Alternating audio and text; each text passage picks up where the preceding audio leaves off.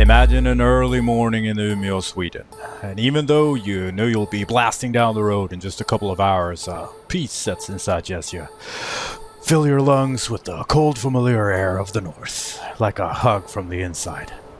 Ah, the air of home. The wind must be blowing from the east. Smell the ocean? You're glad you left the tasks of yesterday behind and now looking forward to new horizons. But rarely do you smell the ocean from this far from the coast. From now on, it's a focus on tasks at hand. Your regular job-centered self. No more flailing about hoping luck will go your way in whatever way you may take.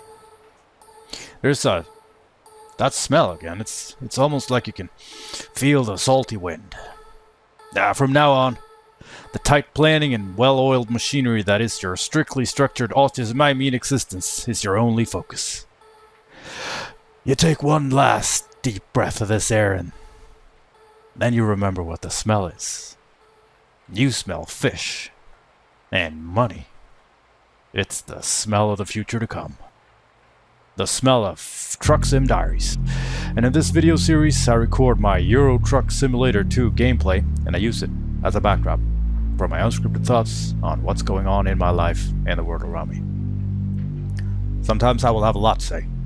Sometimes I will just comment on the gameplay, and sometimes I'll just be quiet. Either way, I'm glad you're here. So let's take a last look at the sky. And then let's look at this truck. It's actually a new truck. And it looks just like the old truck. Except this one is a rigid truck. This is something completely new to me. I have never driven this type of truck in the game before. It is a modded truck, of course. So we don't have these in Truck Sim Diaries. Now, as you can tell, the difference is that the trailer is on this boom being dragged behind the truck. And the truck has a box of itself. So it's got two boxes instead of just the one.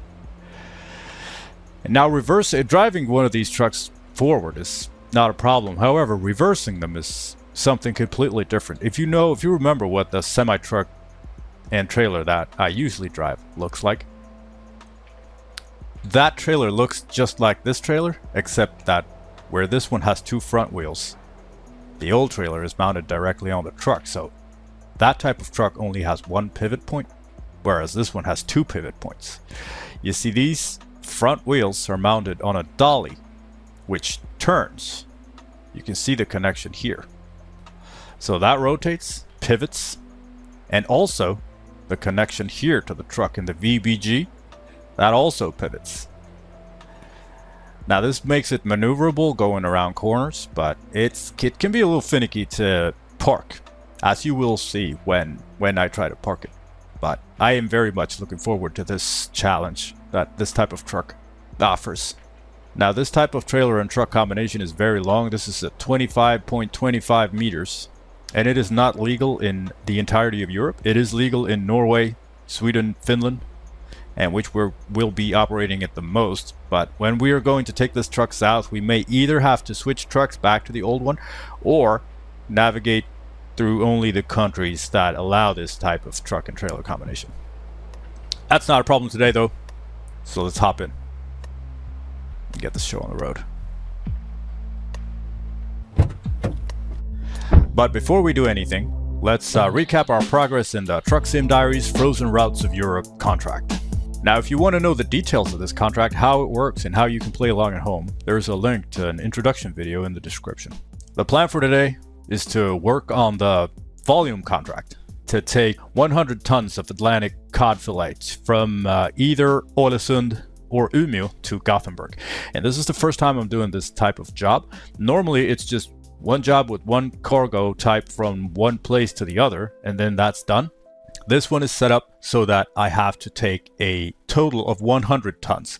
Now, as you see, I have a bigger truck which can carry more cargo. So the bigger truck I go, the more cargo I can take, the fewer rounds I have to do to finish this.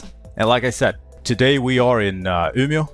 The plan is to go to Polarfish's location here, pick up the cargo, take it down to Gothenburg. And that'll work towards our total progression in completing this objective of the contract. And a couple notes on the gameplay here. I am running a modded game to reflect the real world weather where I live in Sweden. I've set the game to match the date of recording, which will have an impact on the weather conditions and daylight hours, especially in the north. And this is to give you the real immersive experience and to let you know what kind of environment I'm coming up from at the time of recording. And speaking of immersion, I am also simulating real-world truck driving hours in accordance with EU regulations, which means that there will be some fussing with resting and sleep hours. I have not fully learned this by heart, so expect some confusion on my end, but I think it's going to be a fun thing to try. Lastly, if you for any reason at all want to reach out, shoot me an email at easy@trucksimdiaries.com. Let's continue. It is Monday, 8:32. Let's go. Let's go.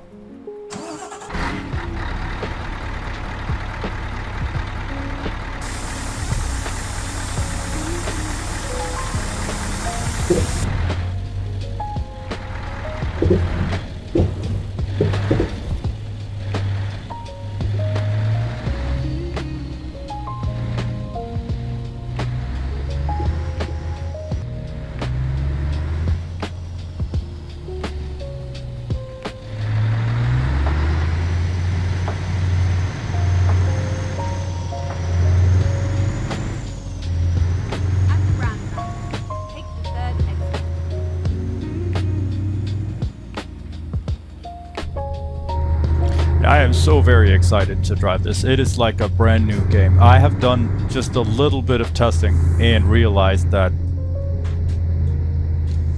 I knew it was going to be difficult. I knew it was going to be difficult. And I thought I was good at reversing with a trailer. But man, this is something completely different. I have to use the pivot of between the truck and the boom to control the dolly, which steers the trailer. So it's just so much. There's so many moving parts that I have to keep. I'm getting better at it. I did I don't know. I sat with it for a night. just tried to figure out how to do it, and I had to look up some. I had to look up some training videos, for, when people take their truck driver's license.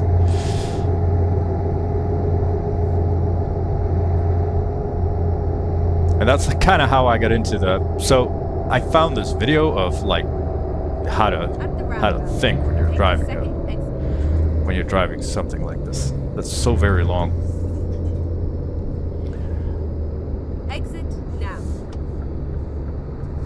And that's how I kind of got into the work and driving in sleeping hours, because they had this whole, it was in Swedish, all of it, but they had this whole class, just if I were to, it was a school for, like I said, it was a school for, taking a truck driver's license and to start working in the trucking industry. So I came in looking for some tips on how to reverse the trailer, and all of a sudden I'm looking at a class on the air brake systems of trailers, different brake kinds, and then which led me to the sleep and driving and resting hours of truck drivers. And it is super complex. I'm gonna run down when we stop for a rest, I'm going to do a little rundown for you of the basic ins and outs of the rules of this kind of thing. The first thing that I am going to have to keep an eye on is or the first thing I have to adjust by is that I can only drive for 4.5 hours, and then I need to take a 45-minute break. This is, of course, going to be in-game hours. So, yeah, we started at 8:32. That means we need to take a break by 13:02 if we just keep driving like this. However, we will stop and load up cargo, which will eat up some time, and that time will not be... So as long as the truck is standing still, that time will not, keep ticking. Loading and unloading does not count as a break. I could do, there are, later down the road, I will go into some special, some special rules. What I could do is I could take, 15 minutes break now, and then later do only 30 minutes, but it's just too much to keep in my head for right now. So, for right now, the time that is going to be spent loading and unloading, all we will do at that time is just postpone until we have to take our 45 minutes rest. And right now, that is at 13:02. It will be adjusted when we are done loading the cargo.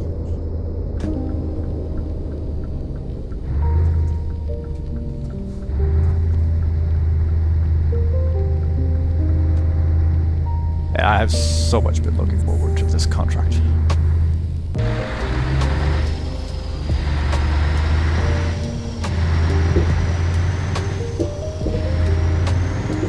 Here we are, safe and sound.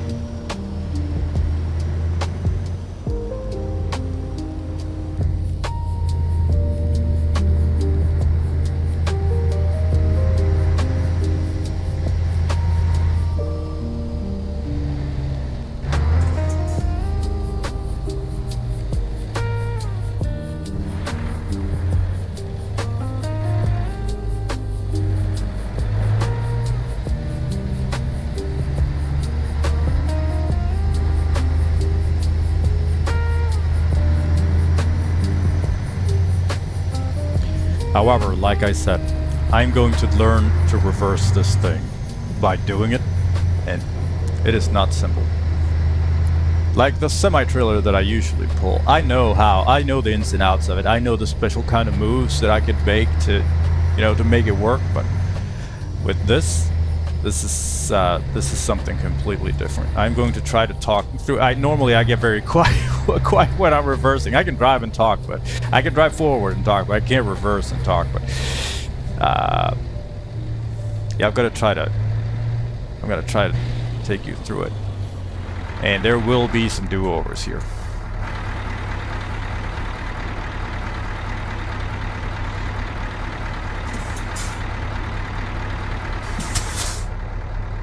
First, I'm gonna go out and take a look.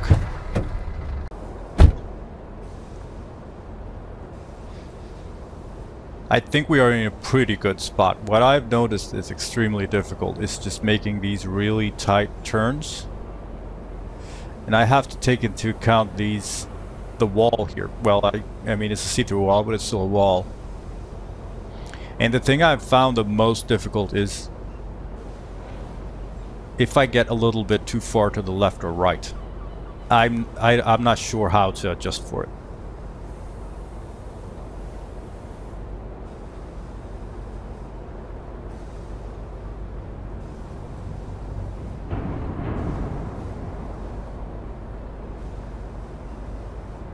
Now this truck and trailer combination is by far the most common combination that we have here in Sweden.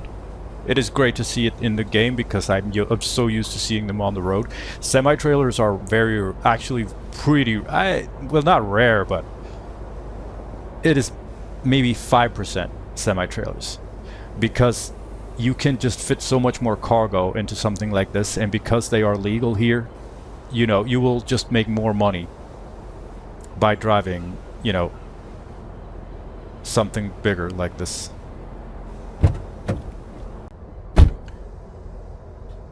All right. I am nervous, but also excited. So we can do this.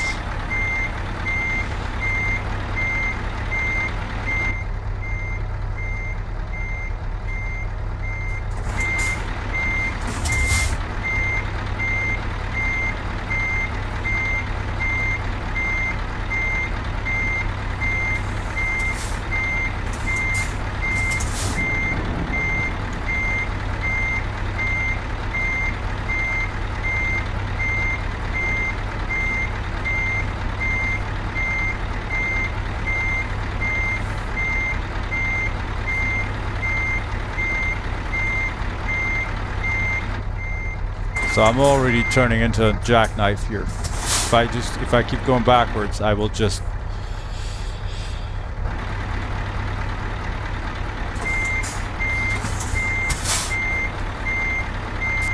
It won't be pretty.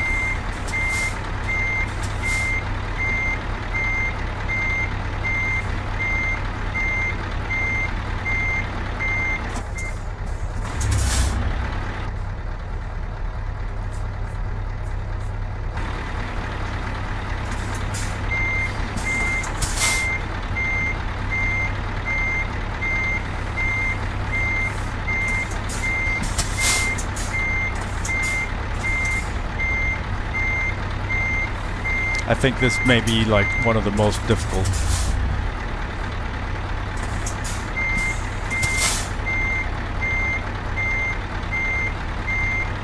reversing situations I've been. The problem here is I'm too close to this wall. I need to do over. Alright. New setup.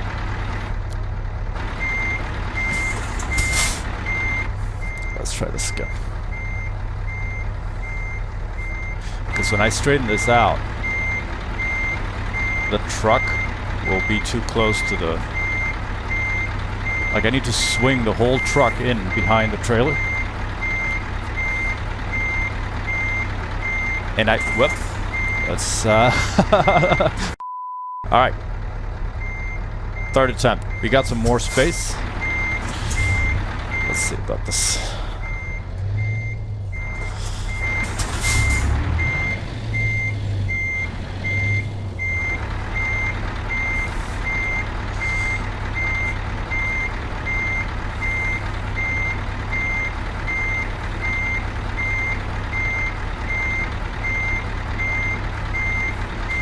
And like the problem is I don't have experience to know kind of when to start straightening it out. I can start straightening the...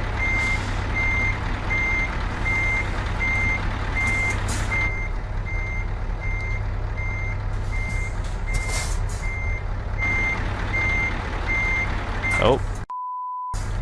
Alright, attempt number 4. I think maybe I should go around, try to get a more of a... The setup is not good. I'm gonna go around. Alright, I'm coming around again here. These IBC containers are a problem. Goddamn, I need to take these into account. Makes it either even, you know, makes it even harder.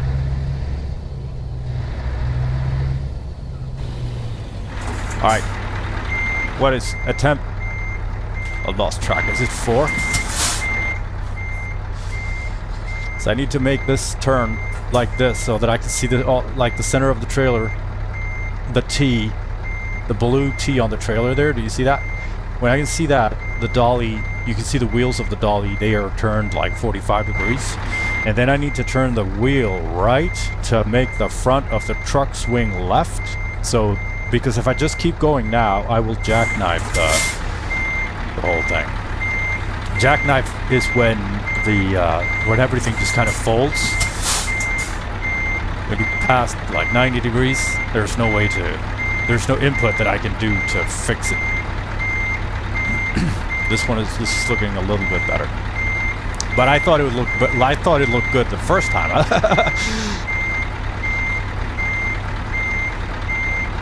Man, this is so difficult.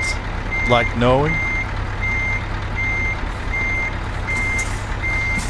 And I from these like schools that I was looking at, they were like, yeah, we have a simulator too, which is good to kind of, you know, practice you see how the dolly is jackknifing now? I'm at a point now, I need to do a pull-up here because there's no way for me to correct it. Good thing is that I'm past these containers, so I don't have to worry about them.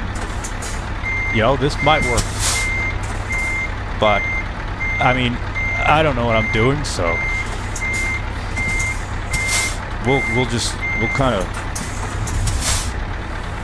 we'll see.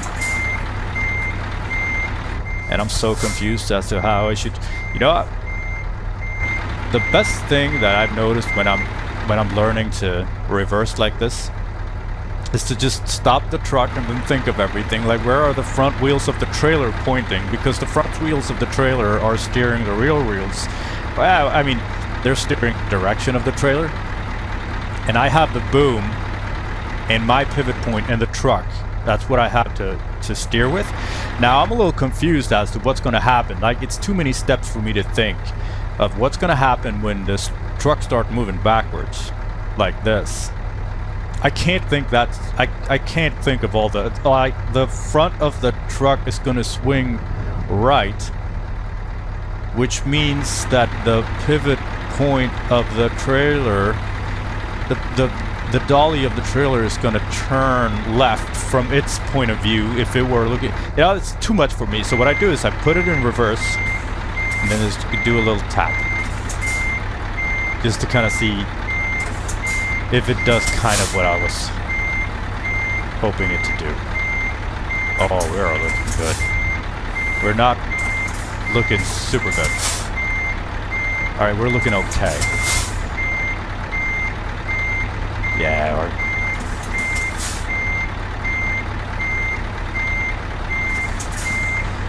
well, okay, so what do I want to do now? I want to make the wheels, the dolly straight. That means my rear end needs to swing left. And if my rear end is going to swing left, my front end needs to swing right, which means I need to turn my wheel right because I'm going backwards. So, now there we go. See how they're straight? And now I need to... Of course it's this. I'm pumping the brakes like braking and then releasing the brakes and then applying the brakes and then releasing the brakes again. So I'm losing brake pressure so much, and this is what I noticed when practicing this. It's like I am losing so much brake pressure by just... See, every little that you hear the truck's doing, that's the brakes releasing the brake pressure.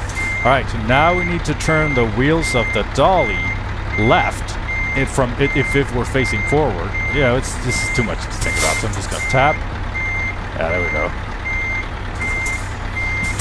And now we need to go straight back. And now we need to turn the wheels of the dolly straight. Which means see, this is why I don't talk, because whatever I say now is not gonna make any sense.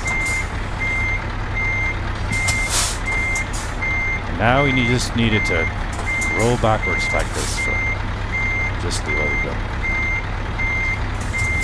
The thing though is, I wanna... Oh shit, I could have just gone forward and just did a... I think I did all of this for nothing.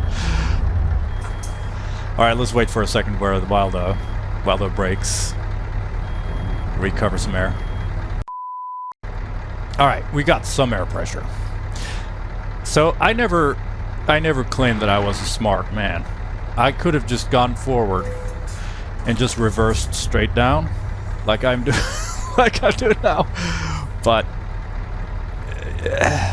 I mean, I wouldn't have gotten as much practice. Look, this is much easier.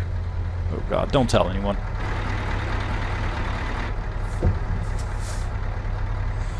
Alright, now let's talk about what I learned about reversing a trailer like this straight. Because that's not easy either. You see how the trailer has got orange lights up and down. It's got the same corresponding lights on the other side. So if I can see the lights, I need to hide the lights with the truck. Oh, I can see the lights here, so now I need to hide those. I can see the lights here, I need to hide those. Unless I need to make some major adjustments. Oh, hiding the lights. Ah, lights are here. I need to hide them. This is what I learned from a trucker who was teaching how to reverse. You kind of go, lights. Lights. You see? And that means we're going pretty straight. This was like, this was a super... Thank you, Alex, for this tip. We're not particularly straight though, are we? I think we can do better. And I want to try to do this just looking out the window and see if that's... Oh shit, see if that's easier. You know, there's so And what they keep saying is, make small adjustments with the wheel. Because a small angle adjustment will make a big difference in the back of the trailer.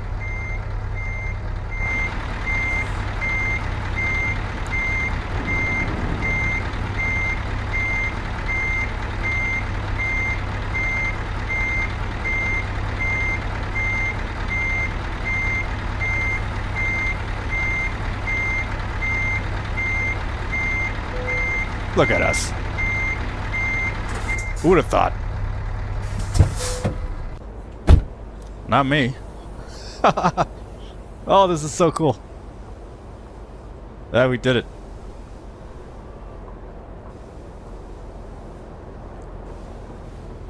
So we're loaded onto the trailer is loaded onto the terminal.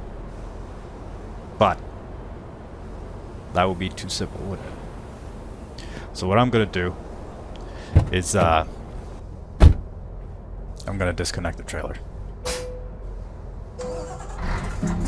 And I am going to park the truck up against this opening here. I don't have to do this, but it just looks so much cooler.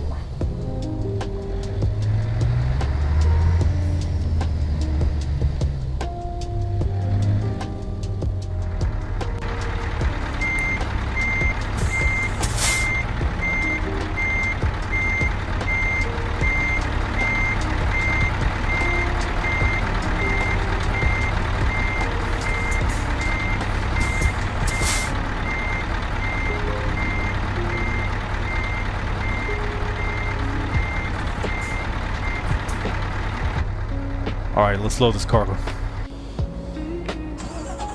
Alright, cargo's loaded. Let's hook up this trailer.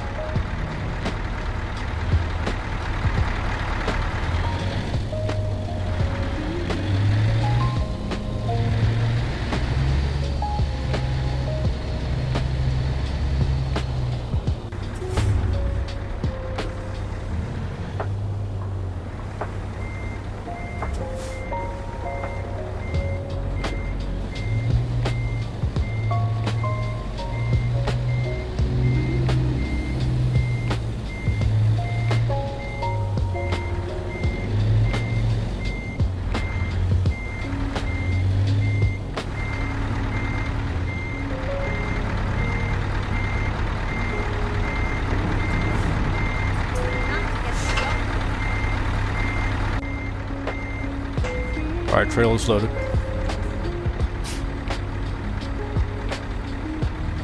It is 10:52.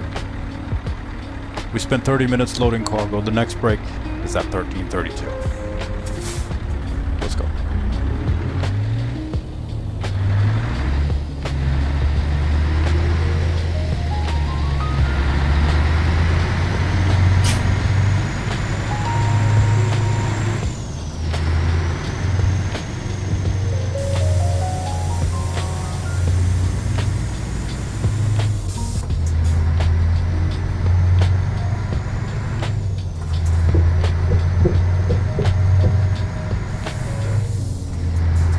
And it's great to see some daylight.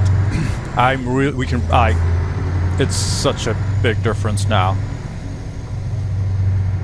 It is lightish, not too far. So I start work early. I start work at 7.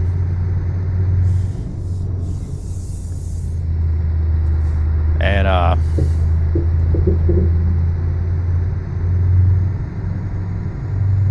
so the sun is up, but yeah, I mean it's getting brighter at like 7:30. But most importantly, the sun is still up when I get it. Well, up is maybe an exaggeration, but it's still light when I get off work, when I get home even. So I have a 30-minute drive from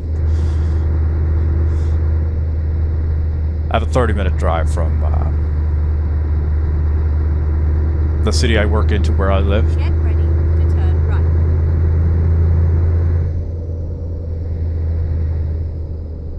Turn right. And to have it to still have daylight, but when I get home, that's great. But I'm not gonna lie though, man, it's hard. as you can tell, we still have snow. We have settled snow now. It's proper winter. It's snowing on and off, but it's definitely not going away. The temperature highs are at like -7. Lows are in the -14.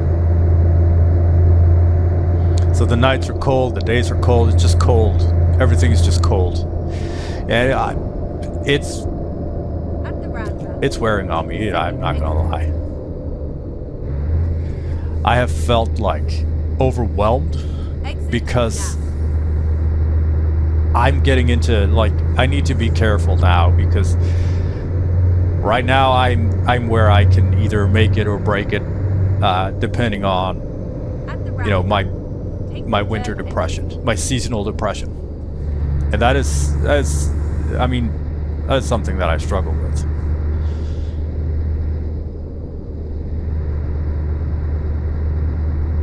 And by watching it, what I mean is I need to take care of myself. I need to follow my routines. Like, if I can fall back on my routines, I will at least be fine. But, like, that's hard as well. I was doing a workout the other day. And it just, I don't want to. I don't want to. I don't want to do the workout. I don't enjoy it. I'm not having fun doing it. It is just a chore that I would rather be without. I find myself, taking longer and longer breaks between sets, between reps even. Normally I have a timer. So when I do a set of 8 reps of something, I rest for 60 seconds and not more, because I am doing, 8 different exercises with 8 to 12 reps per exercise. And if I'm gonna rest 1 minute, if I rest 1 minute between each set, that's 1 times 4 times 8. It's it's a lot of minutes. Now if I rest for 2 minutes, it's the whole thing is gonna take twice as long. And what I want to get to is to be done with it, be over, and like just have some food and just relax, because I keep going back to this. I really miss when I was struggling with my video game addiction. I don't miss that struggle. Because it's not something that I'm very proud of. But what I miss is to have that world that I can step into and just make the outside world disappear. That release, I mean, sure, I get that to some extent through this. And like, this is something I can focus on. My workouts are something I can focus on. My diet is something I can focus on. It gives me something to think about and something to focus on to kind of get me through I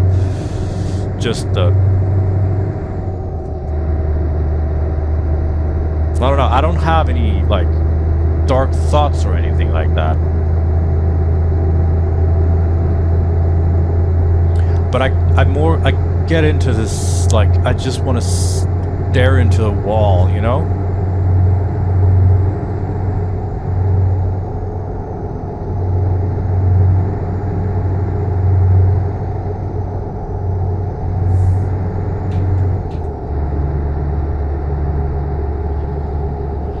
But I can't really do that because there's too many things I need to do. So I got to talking with a friend of mine. He's buying a new PC. He's only been playing on consoles, and he's got this new PC. And he lives the glorious life. It's not the glorious life. He's what I mean is that he's single. He has got nothing. He gets off work and he goes home, and all he has to do is eat, sleep, and be at work the next day.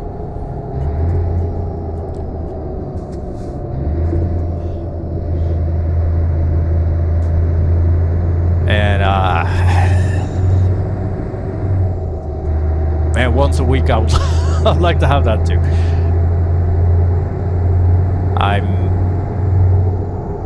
I am very fortunate to have a family, and I would be way worse off if I didn't. Please watch But the speed. the obligations can be a bit much at times. Rarely can I focus only on myself and my needs. I need to, this is both a blessing and a curse, because if I focus too much on my needs, the introspective will be overwhelming. Like, you become this, or you become this person who, Please mind the speed. like,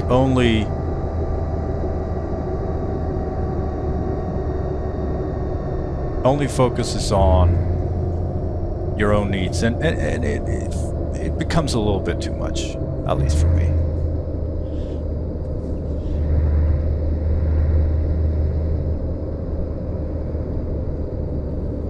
But never get to focusing on your needs. That's not great either. I used to think like one of the best things with having kids is that you don't have to focus so much on yourself. You can kind of put yourself in the backseat. Focus on that instead.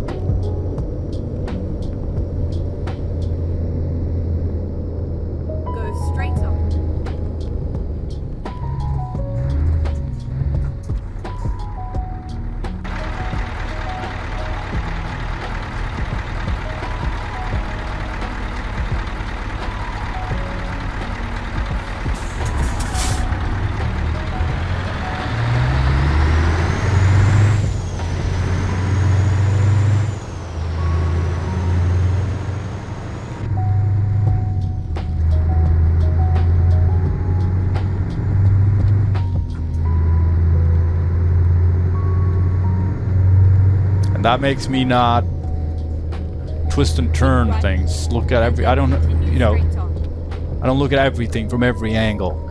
I'm not, super in tune with exactly how I feel about exactly everything. And that's good for me. Because like the priorities change.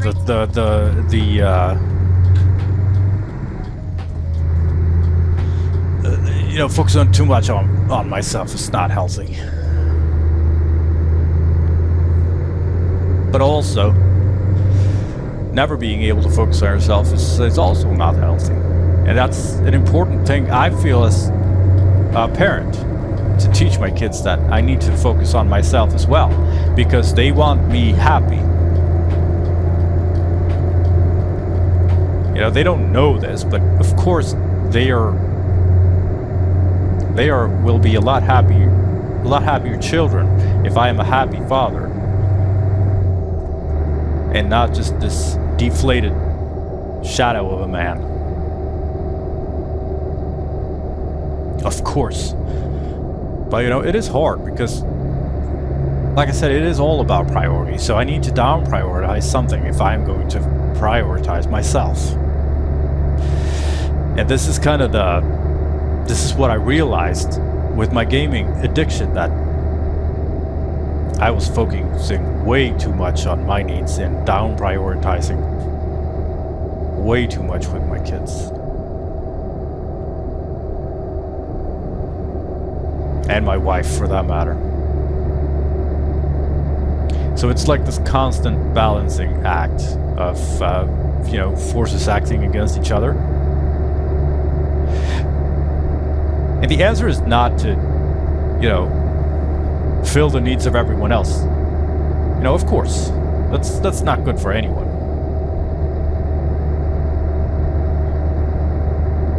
But finding this balance is a struggle.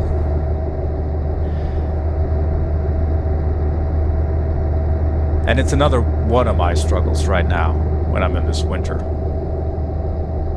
If I focus a little bit more on them, I will, in general, feel a little bit better.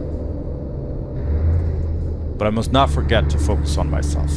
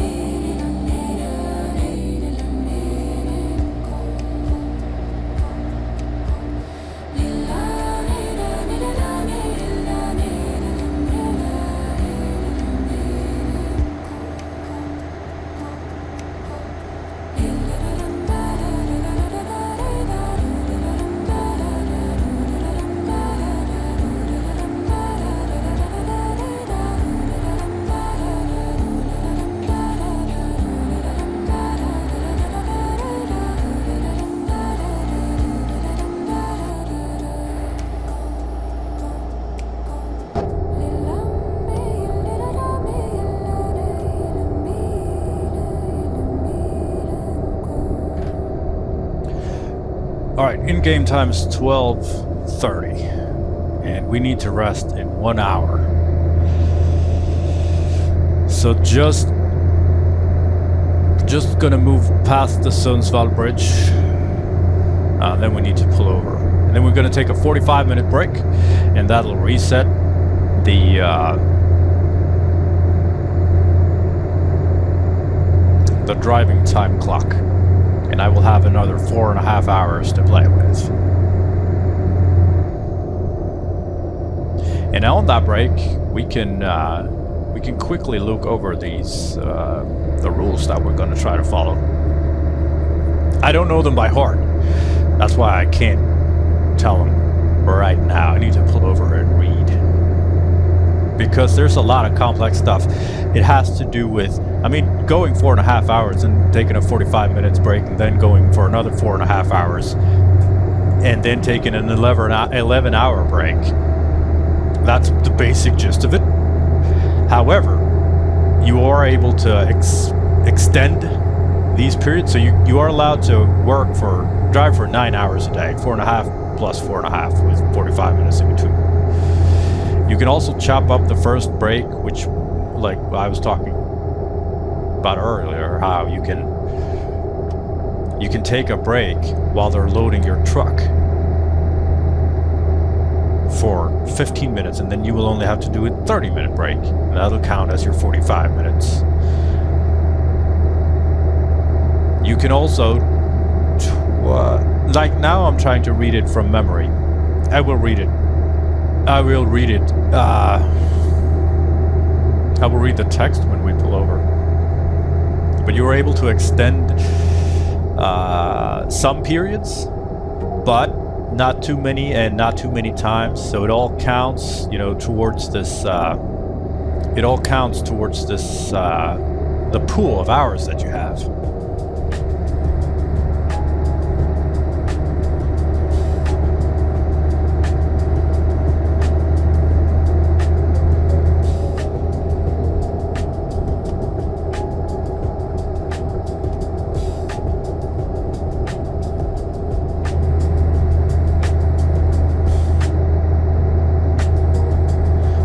only have, I think we're gonna be late for this one, if we're gonna be honest. Or we need to, we need to pull one of our extensions.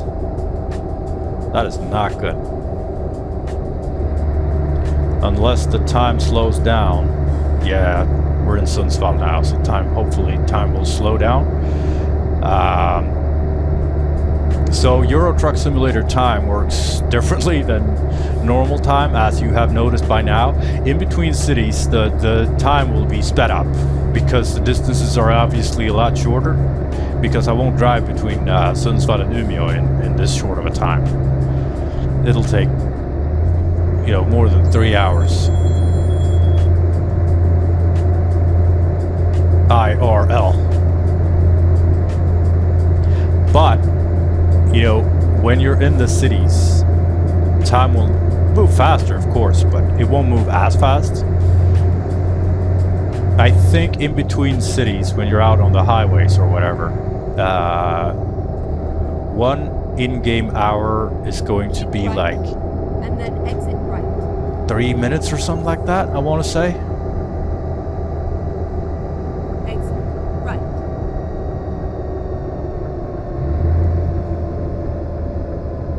Since I said that we were running out of time, it's only been 1 to a couple of minutes, so this is At the hopefully gonna be roundabout, fine. take the third exit.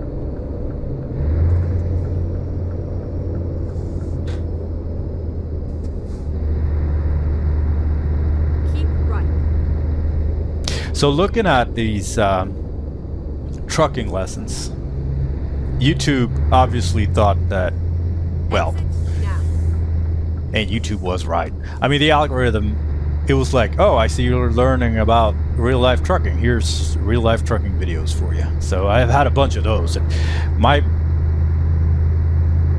work bestie hasn't been available to talk on the phone. So I've had multiple hours where I just work and listen to this stuff. Learning about the work rest hours and stuff like that. And also listening on, people talking about what this job is like. And a lot of people find it very stressful with the driving and resting hours in the lives of a truck driver. And I can wholeheartedly see that.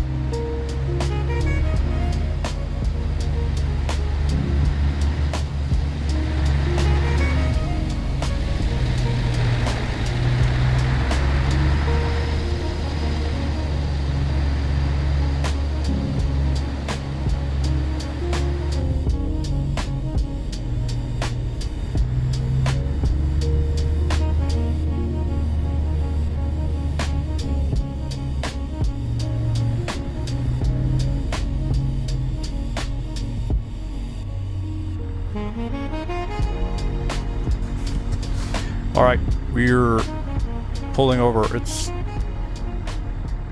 4 minutes. How much time did I say that we have? 13:32.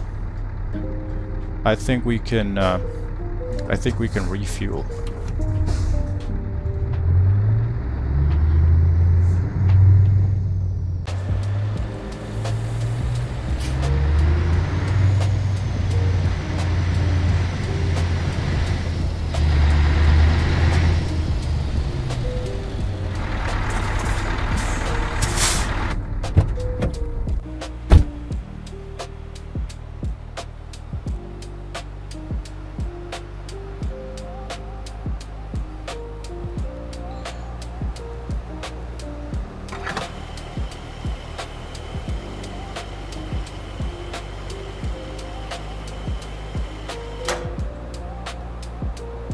now we only got a minute or two to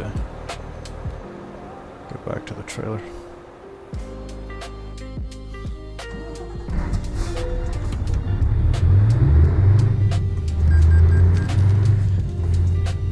I'll pull it over here real quick, and then we'll just connect it as for leaving. Alright, right on time. 13:32. That's when we stopped. Alright, we got 45 minutes here. 45 minutes of in-game time. It won't be 45 minutes of real-world time. We are resuming at 17 minutes past 2 at the soonest. Now, when I was listening to... So I got into listening to these YouTube videos where obviously it's, you know, trucking, and it's this kind of day in the life of a trucker or whatever. It's a bunch of different professions. And it was very interesting, of course, to see like the ins and outs of everything, and they were also talking about the day-to-day life stuff, and a lot of people are very frustrated with these work and rest times. It's for the best for the drivers, of course, otherwise the employers would just expect you to drive at all times, but it really fucks you up. And like, I would lie if I said that I lie if I said that I wasn't the least bit interested, you know, in looking at these lessons on, you know, truck driving and all that kind of stuff. Like, I would lie if I said I wasn't a little bit interested in taking a shot at it. Like, I'm not gonna, I think, but like, yeah. One thing that turned me off, though, I was looking at. He was talking to the young woman who was working as a truck driver, and you know they do their 4.5 hours, and then it's 45 minutes break, and then it's 4.5 other hours. You know, that's great. However, you know, when the 9 hours of driving are done, that's it. You need to pull over, and you need to have 11 hours of rest. There's a bed in the truck, so you can rest in the truck. The thing is, though, that she had 45 minutes left of driving to get home. But, you know, she ran out of time. So she had to pull it over.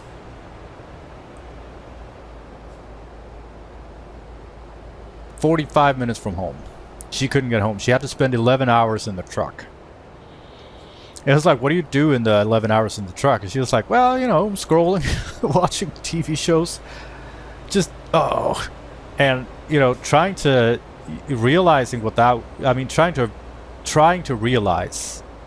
or imagine what that would be like. You know, for me, it'd be like, oh, I couldn't do that. You know, I got kids that I need to come home to. I can't be, you know, on the road, sleeping in a truck, just... No, that wouldn't work. I mean, there are other ways to work as a trucker, but just that, no. It was really off-putting. All right, let's take a look at these driving type limits. So you got continuous driving. After 4.5 hours of cumulative driving, the driver must take a break of at least 45 minutes, that's what we're doing now, or 2 breaks, 15 plus 30 minutes before continuing. And that was... We could have taken the 15-minute break when we were loading the truck, for instance, or pulled over for gas or did whatever, and then we would only have to stay here for 30 minutes, and that would count as a total of our 45-minute break during our 4.5 hours of driving. We cannot take 30 minutes first and then only stop for 15. So it's got to be 15 first and then 30 minutes before the timer is reset.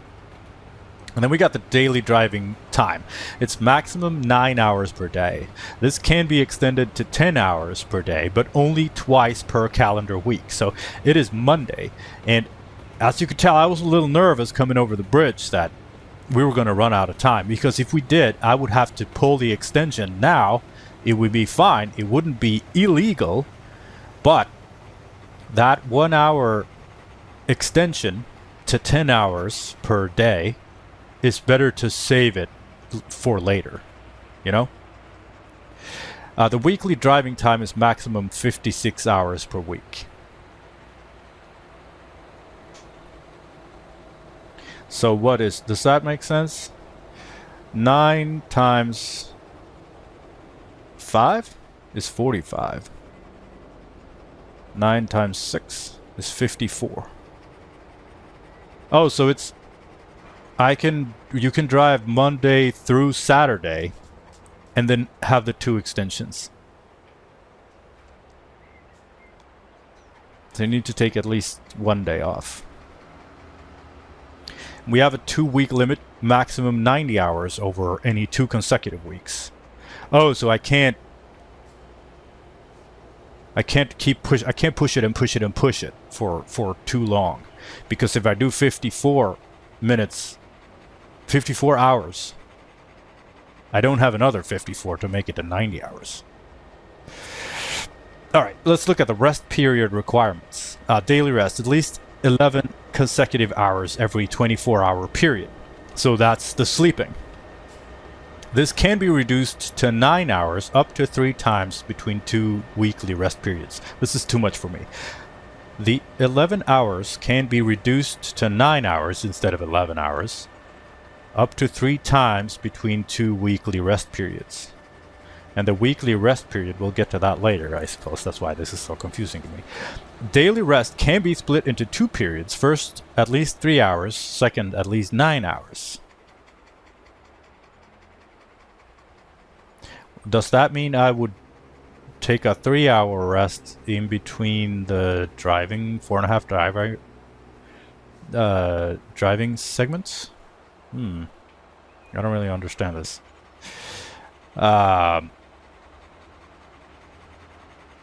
Daily rest can be split into 2 periods. First, at least 3 hours. Second, at least 9 hours. So that was that. And then we have the weekly rest. A regular weekly rest must be at least 45 consecutive hours.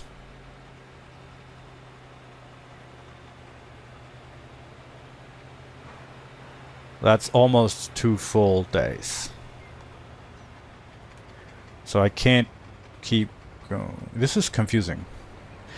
It may be reduced to 24 hours once every 2 weeks, but then the reduction must be compensated with X. You see how this is really confusing? So that's why I don't know how much I don't know how much of this makes sense to implement in here in the game. The 4.5 hours and 45 minutes. The rest, the kind of continuous driving, daily driving time, weekly driving time, I guess that can be implemented, but I don't really have to push it. So I don't really, I don't have to reduce my resting hours or anything like that. Maybe that'll be fun later after this gets boring, but for now I am really confused about this this rest here.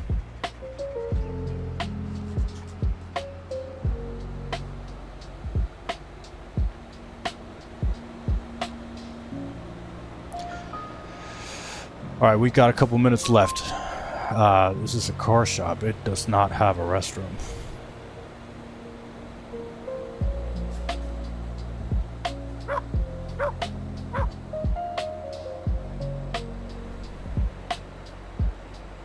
Back in the day, gas stations always used to have now they all have nice restrooms inside. But back in the day, restrooms used to be on the outside. You had to go around. There are still a couple of those, still around. But they're pretty few and pretty far between. Most gas stations in Sweden, they look like this. It's just a bunch of bad food and overpriced. mobile chargers.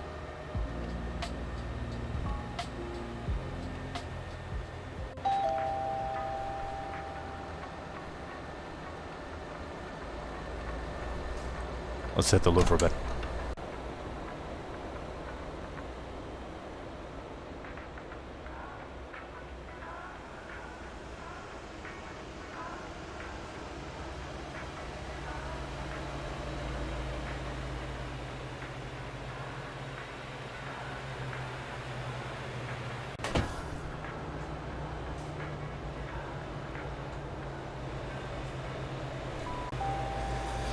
All right, we got 1 minute left, and then it's time to roll. We have 667 kilometers left to drive. Well, obviously we have enough fuel now that we're loaded.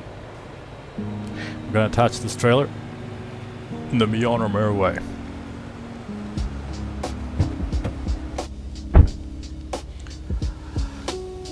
$14.17. Oh, $14.18 even.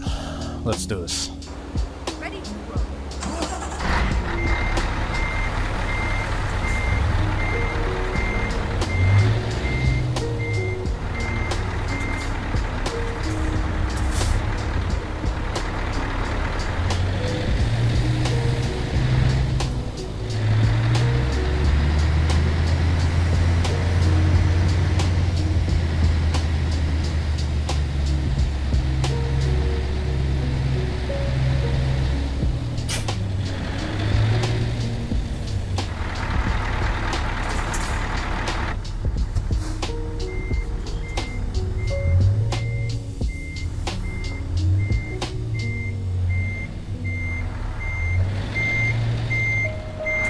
Oh, that's not good.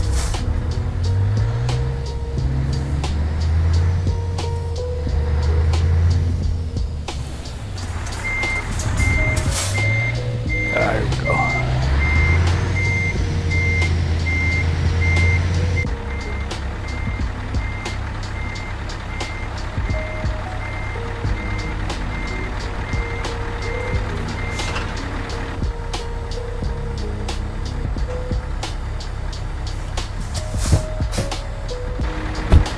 Almost forgot well, I did forget last time. Most important thing is you need to inspect the connection. Hook up the wires. You see how there's two wires, one red and one yellow? Red one is the air, and the yellow one is the signal to the brakes of when to apply. So if you lose the air, if the air cable breaks, the brakes will be applied. But if the signal cable breaks, then the trailer won't know when to stop. Let's see, I learned that on a trucking course I took. Not to brag, but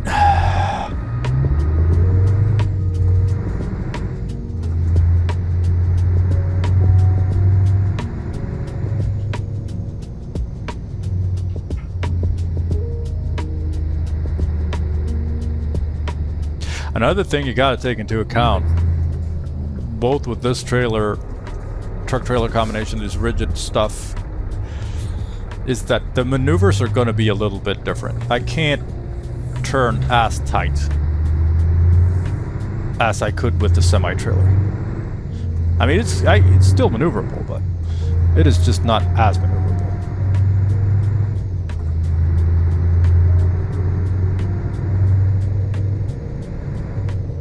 So, like, taking hairpin turns, for example, is going to be a problem. So I need to kind of be a little bit creative at times when I'm going to unload.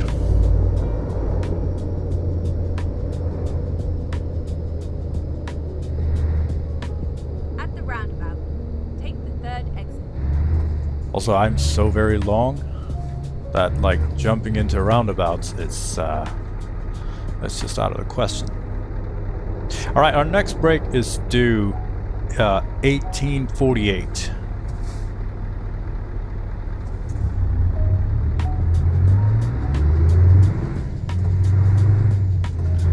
And that should be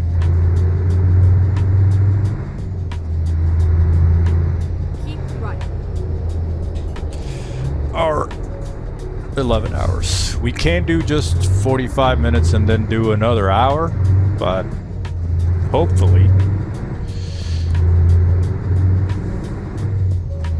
Oh, because that's also a thing. You can't extend the hour without a break. You need to take 45 minutes break, and then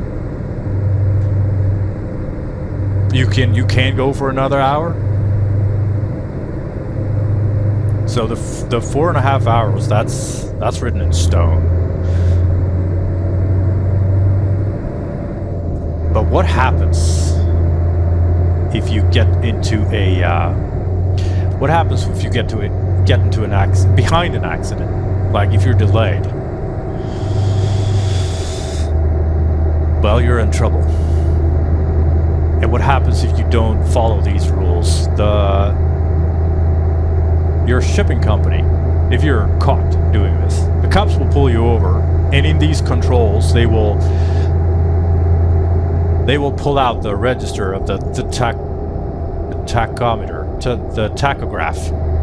It's this box here. You can barely see it, and they can read the log, and of course they can see if the truck has been moving. You know, I'm sure you can manipulate it somehow, but it's getting increasingly hard. Fuck! Oh shit!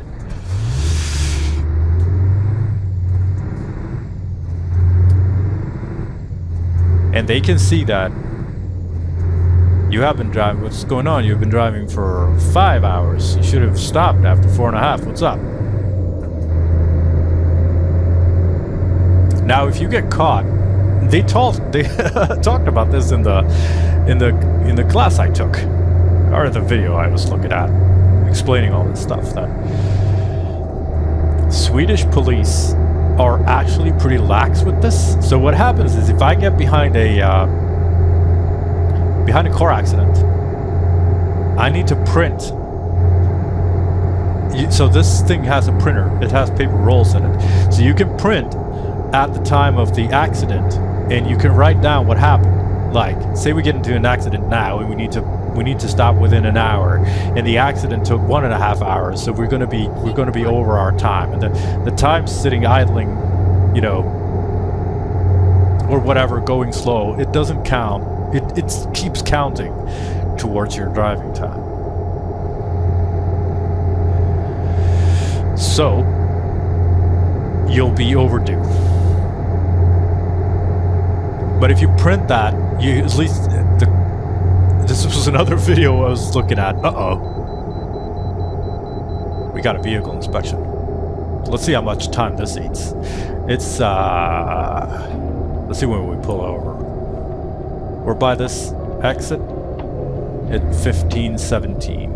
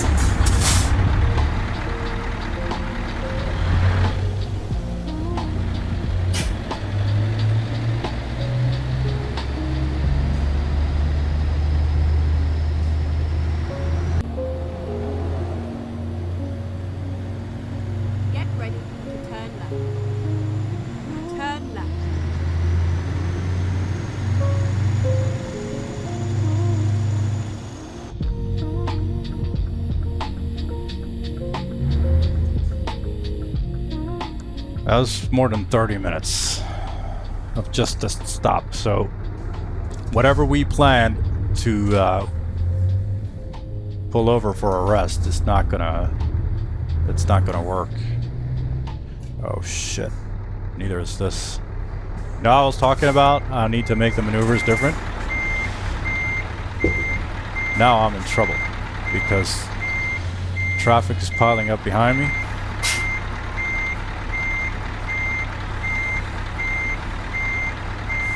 I need to make a do-over completely here.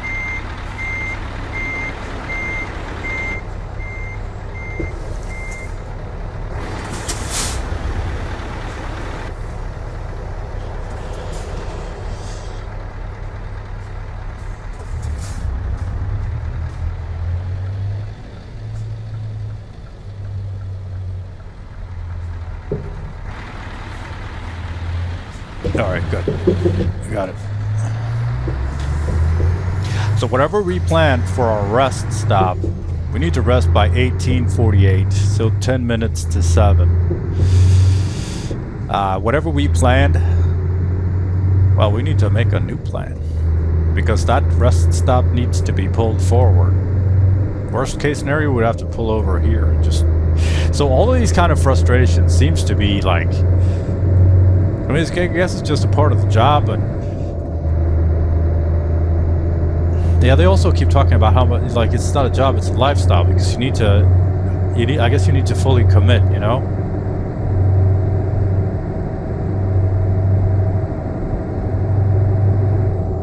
Meaning, the rest of your life is going to have to adjust.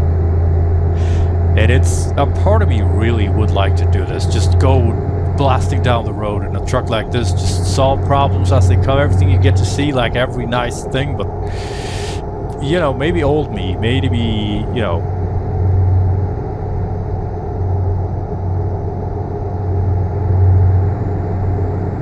Not with the applications I have now, I can't. I would never.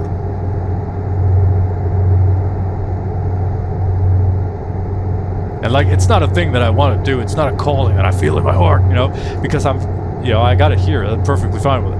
But that's, I guess that's the bad thing about if I were to do it for real life, I would probably stop doing it in the game, you know?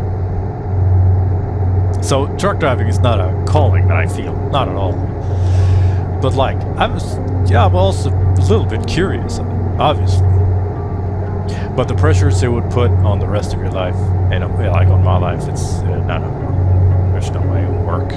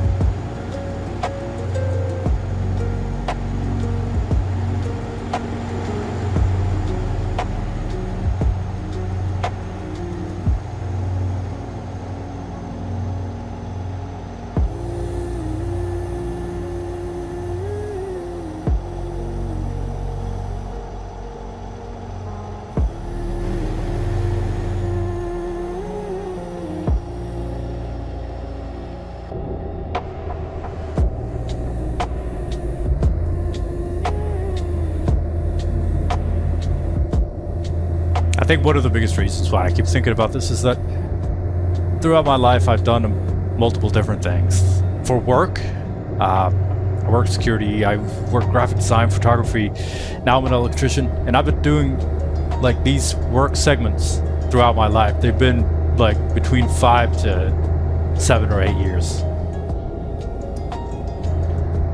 And my electrician segment's getting pretty big now. I don't feel a need to stop doing it. and do something else. I guess it's just the regularity of, and this is normal for winter me, like I look around for things to change for the better. And I think that's been a huge problem throughout my life. Because I think historically I've changed things that didn't need changing. Just because I was depressed or restless or whatever, however you choose to describe it. I don't feel restless. So I'm gonna use, I think, the term depressed describes that situation that I've been, on and off through my entire life. Keep right, and then exit right. Exit right.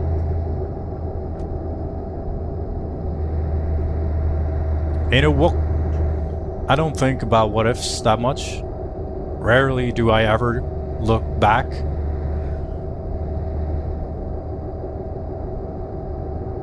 I do, however, look forward, but mostly I'm in the here and now.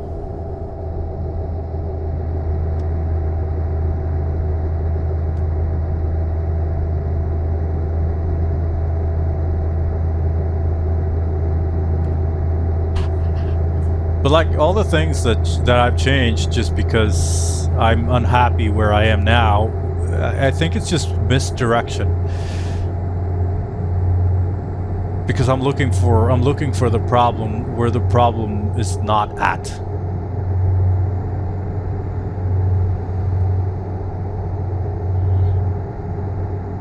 So I think the best thing I can do, obviously if I need a change, I'll change something. Maybe not my line of work. Maybe that's a little bit too big of a gear to pull,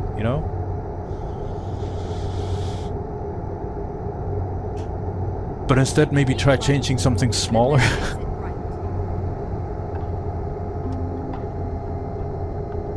Alright, we got 20 minutes to spare until our rest, but...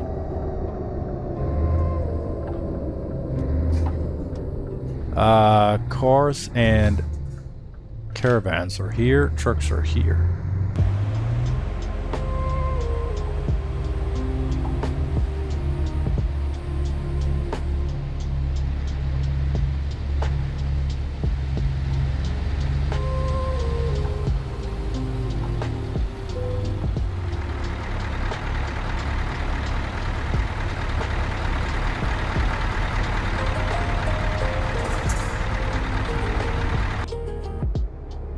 Alright, good. Let's hop out, stretch our legs. However, one thing that the interviewer of these day in the life of whatever, I've been looking at a bunch of different professions. I would like to do a lot of them. One question that this guy always asks the people is the bad things, and when like what's not super comfortable, at work.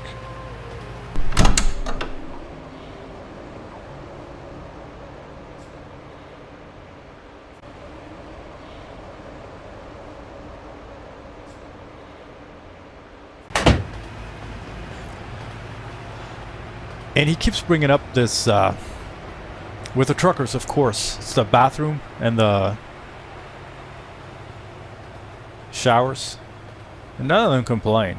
Like, sometimes you have to go out in the woods. I do that when I'm hiking. It's perfectly fine. I don't think I would have a problem with that.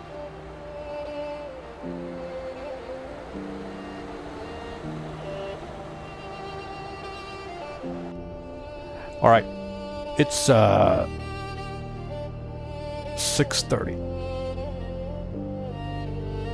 We are well within our time, but let's get this rest.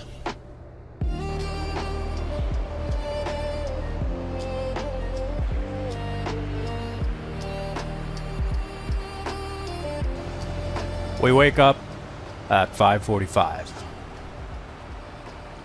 It is Tuesday. We have 470 kilometers left to go. Time to hit the road. It's time to hit the road.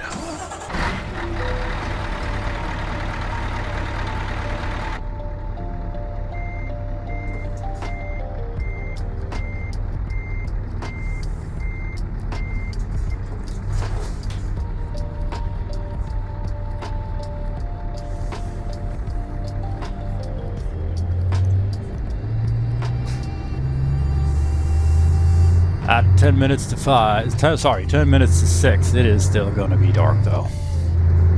We got a couple more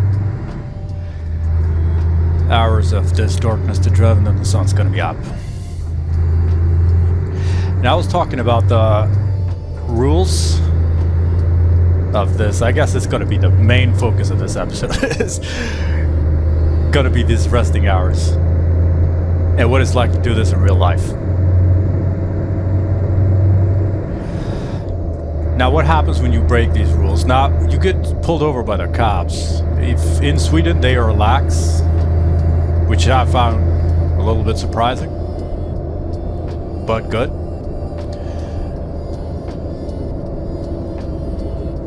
But if you do get busted, you're gonna have to pay a lot of money. The company may get fined up to 40,000 euros. That's a lot. And the driver will also get fined. I guess that will depend a lot on where he gets caught and stuff like that, but that is a personal fine that the driver will get. So it is just straight up not worth it. Also, you can lose your, at least in Sweden, you can lose your driving license for trucks. Or I guess they'll just pull your driving license altogether. I would assume that this would only be in like the extreme cases. But still. That is one stress you just don't want, you know?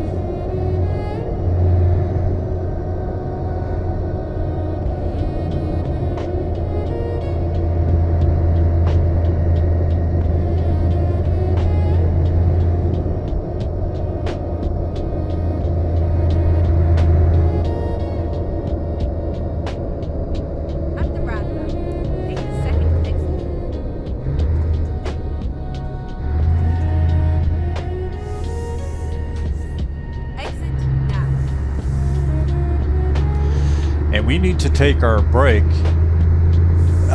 for at least 45 minutes by 10:15 because we're up so early.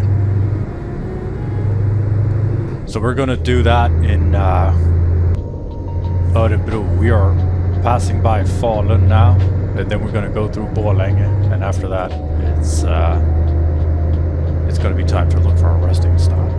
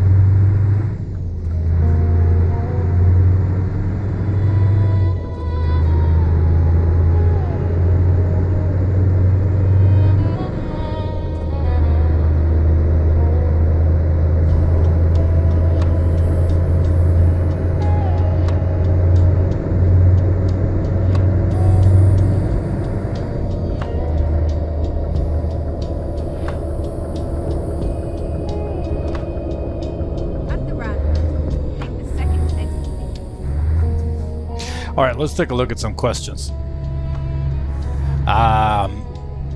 What was the rudest celebrity you've met? And I have not met, thankfully, I have not met that many celebrities. And I think maybe this will be the reason why. When I was a little kid, there was this Swedish magician entertainer type of celebrity, I suppose. And his name was Joe Libero. And he did these really cool magic tricks where there was a lot of motorcycles and chainsaws, and he, made trains disappear, whatever. I thought he was the coolest guy in the world. And in one lucid moment, my dad, for some reason, took me to see a Joe Libero show. That was pretty out of character. But I remember that night vividly. And I think I was maybe, I don't know, 10 years old, something like that. I was pretty young. And I remember going up to that show, in the entrance, it was at this very nice hotel in Stockholm. I remember at the entrance of the show, they had these.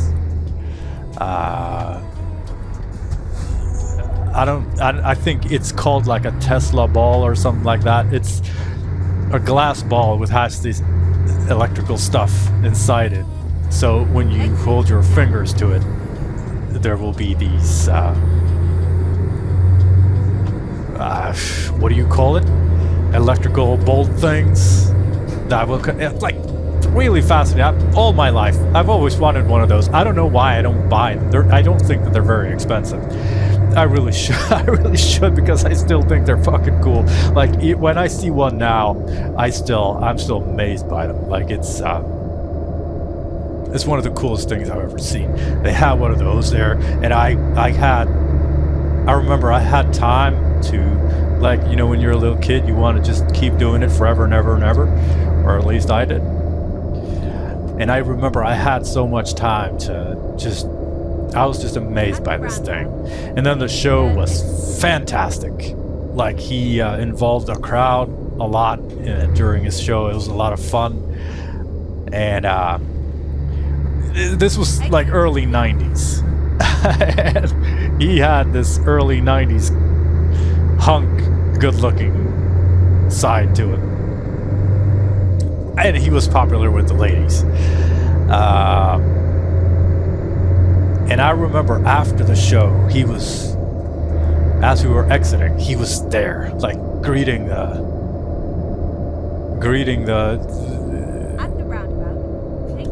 crowd, the visitors. You got to say hello, take a picture, stuff like that. He was just hanging out.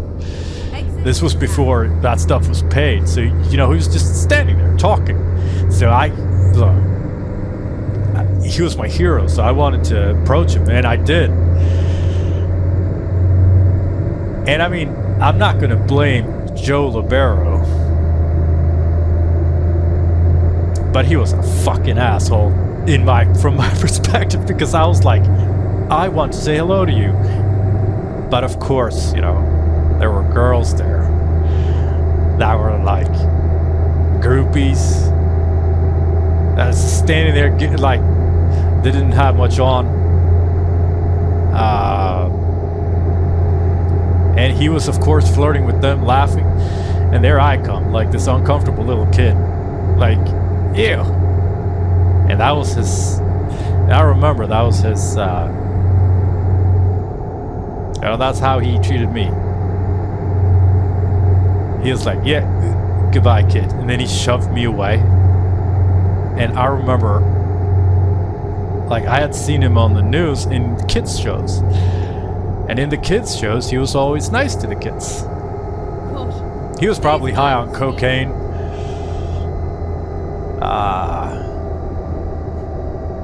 And naive little me just come. And I remember I broke my heart. I felt so humiliated. It was my villain origin story, for sure. Because after that, the Joe Libero posters came off the wall. And I think, you know, thinking back on it, I mean, I understand. Ladies are ladies, you know?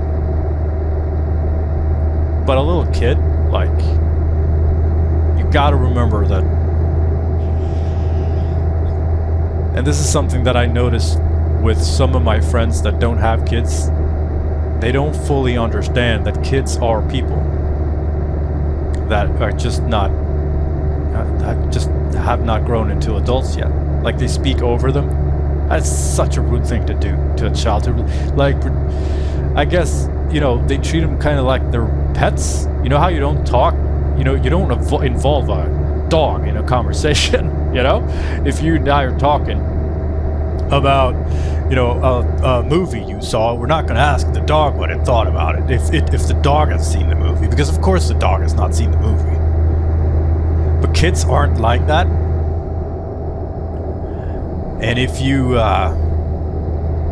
talk to kids like that, it's you know, the kids are gonna feel it. They're gonna feel how it's just like ignoring an adult. You wouldn't ignore an adult. Like if it's you and me, and then there's a friend of mine, you're not gonna ignore my friend. You know, you're not gonna act like my friend is not even there, because that would be fucking rude. That would be humiliating. And that's what Joe Libero did, and now he's gonna play. No, I'm kidding. But yeah, I was heartbroken for sure. And I still cringe at myself. I know I did nothing wrong. I was just a kid. But still, like, you know.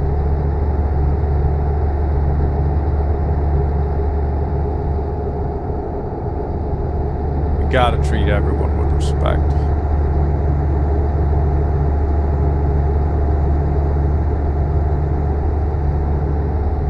Goddamn Joe Libero.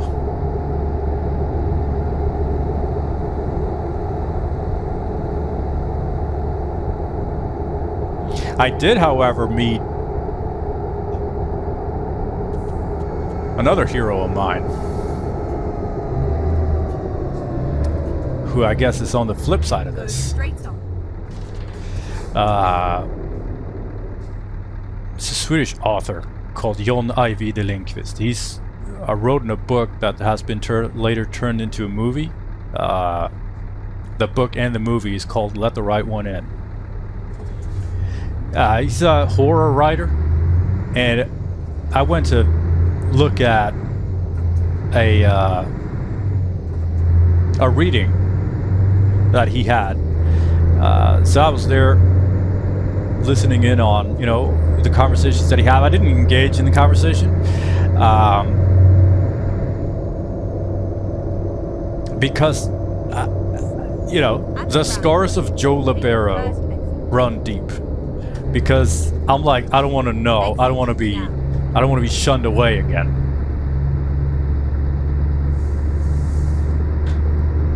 And as I was leaving the venue, you know, he was just outside, and he was actually talking to some girls. These were like young kids, and he wasn't Joe Libero for sure. It wasn't the same kind of situation. But I was like, his books were very important to me at the time, especially a zombie book that he wrote. The Swedish title translates to something along the lines of handling the undead. And this movie meant a lot to me, and Let the Right One In was great. This was before he was any kind of movie famous. But anyway, I was like, alright, I'm gonna ask to shake his hand and do nothing more. Because, you know, at least we can do that. And I'm like, So I shook his hand and I was like, thank you for, thank you for writing these books. It means a lot to me. And John put all his focus on me. He started asking questions, who I was, what I did for a living. I think, like, now that I think of it, I think maybe he was uncomfortable with being, the idol in the situation, which I would be too. Because, like, why should anything be about me? Let's, I want to know about them.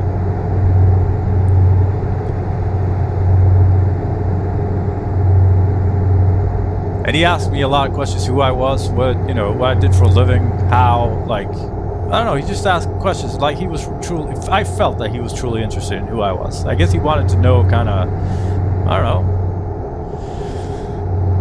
who one of his reader. I don't know why. He didn't have to be this, It didn't have to be this nice, but he really was. And I think, no one can heal the scars of Joe Lavero. But John, he did you actually did an okay job at it. Get ready to turn right.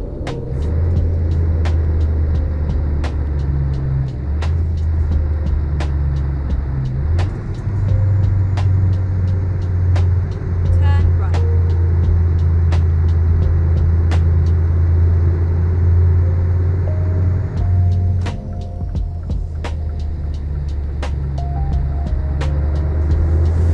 Alright, we got an hour. We actually have an hour to go, but there won't be any good places to pull over. So I'm going to make the adult decision and stop here. I would love to keep going, but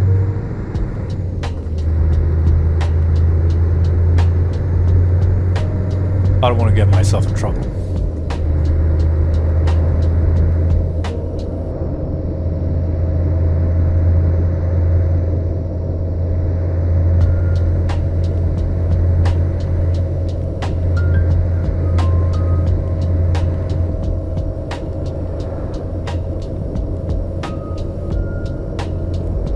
At the roundabout, take the third exit.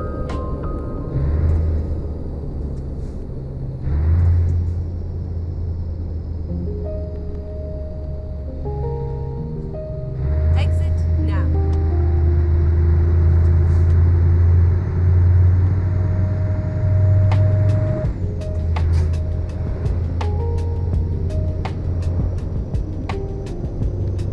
At the roundabout, take the third exit.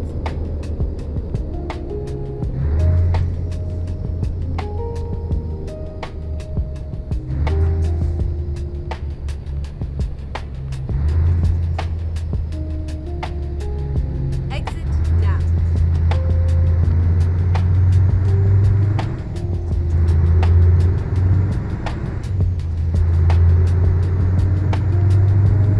Get ready to turn left. Turn left.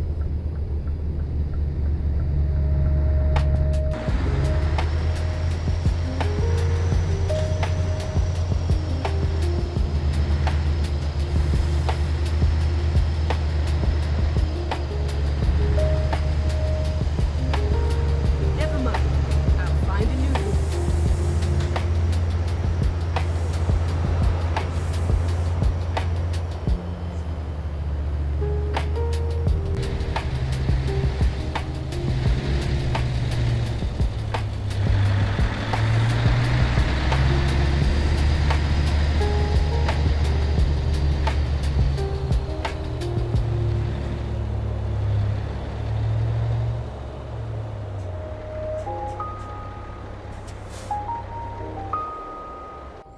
All right, we're pulled over at 9:29. And we're going to stop for 45 minutes here. We really should get a Scan Fill loyal customer card. Because I guess we're going to We're gonna stop for a long time. For multiple times at Scanfield. The next, we can continue driving at 10:14. We have 283 kilometers left to go, so hopefully we'll be able to do it without further breaks. The estimated time of arrival is 4 hours and 45 minutes after we start driving, so we actually may need to make one further rest stop unless we can really push it, but I doubt we could. So we've been driving since or we've been up since 5:45 rather. It is now 9:36. Do you think 9:36 is too early for a city crust? Man, I could go for some city crust.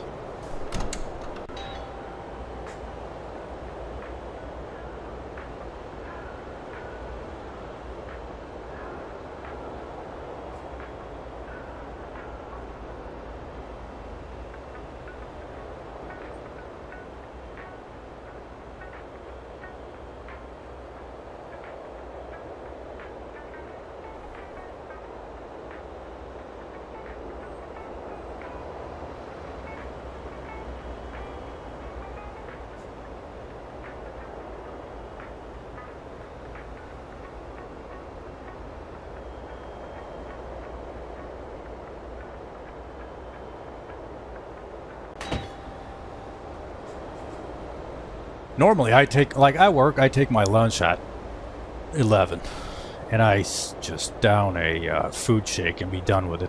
However, painters that I come across, they always go for, the painters and the floor guys, they always go for an early lunch. Like they have a full-on meal at 9 o'clock. I don't know if I could do that, no matter how early I get up.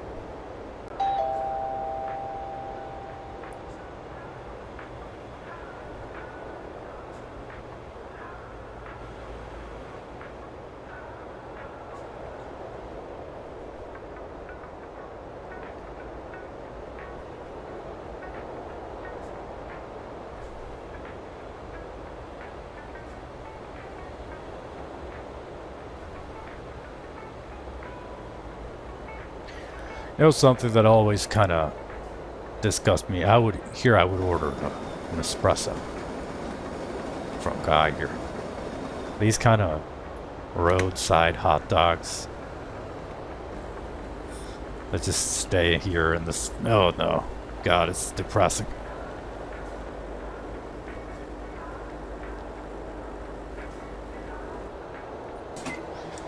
So we'd take our espresso to go.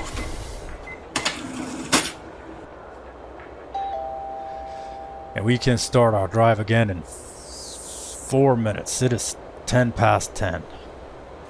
And we'll be on our way with this coffee burning in our hands. I stopped drinking coffee a couple months ago. Altogether, I didn't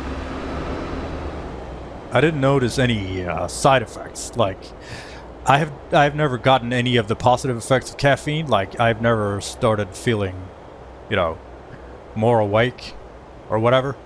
And I had no problems switching, I did a cold turkey. I just stopped drinking coffee. The reason is I fell too much in love with espresso. So just this regular coffee that you have at coffee stops or the gas stations and at work or whatever. It's just not of a good enough quality. And I used to have a thermos of coffee with me in my car at work. It's just sad. So I stopped altogether. Now I drink tea. There's no caffeine in tea, no matter how people say that there is. There's not really. And either way, I can't tell the difference anymore. However, a good espresso like this is... that's some good stuff. Alright, let's hop in the truck and take a look at the time. It is 10:15. So it's time to go. Okay, here we go. Here we go.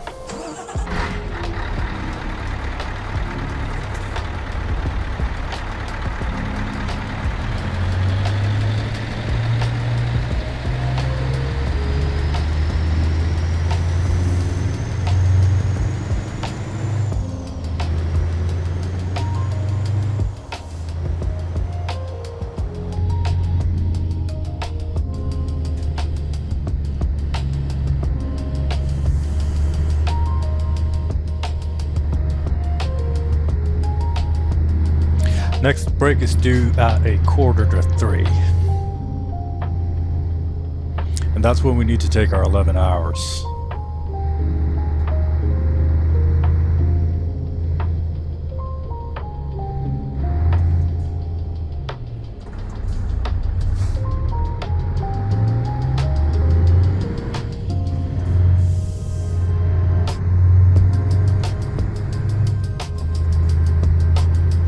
Get ready to turn right.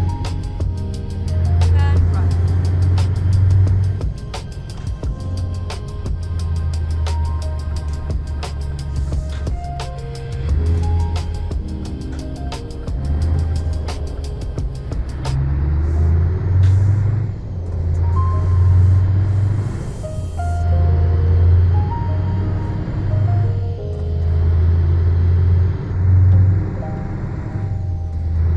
At the roundabout, take the first exit.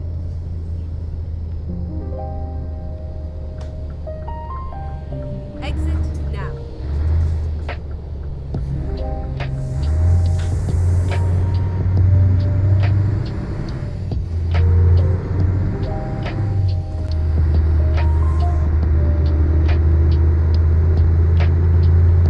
At the roundabout, take the first exit.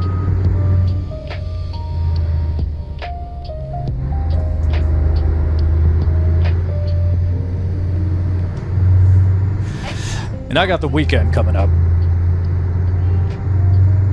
And that's going to be nice. However, sometimes I don't know how some parents think. Like, I think that we do this together. The parenting. And we got to sympathize with each other. But apparently not everyone thinks like this, because I'm going to take my son to a birthday party that he was invited to. And the parents of the kids who has this birthday party, I think they've lost their mind, because this is going to be an ice skating party, Get ready to turn left. and that means I need to go ice skating with other kids Turn left. that aren't my kid. I mean, my kid's going to be there, and I'm going to focus on him, but like, why not just have a regular, like,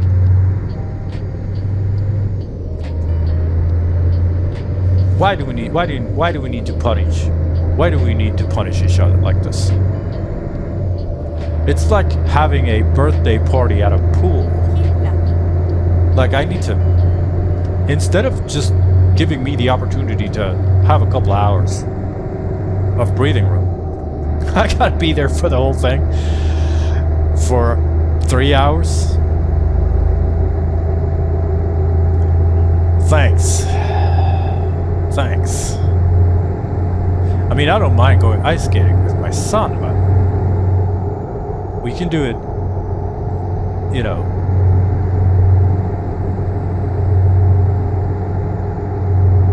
not like this.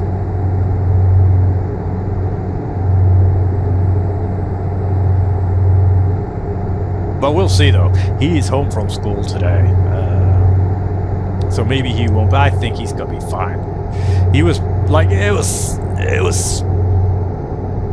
a close call. Like, do I send him off or not? But he was tired. Straight on. He may not be very bad, you know, Caution. Please watch the speed.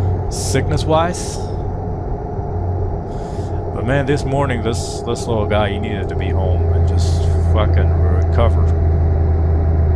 And so did I, if I'm going to be completely honest. Like, when I was doing my workout the other day, I was feeling the pressures of everyday life. And I was like, oh, I need a break, you know? Go straight on. And fate delivered.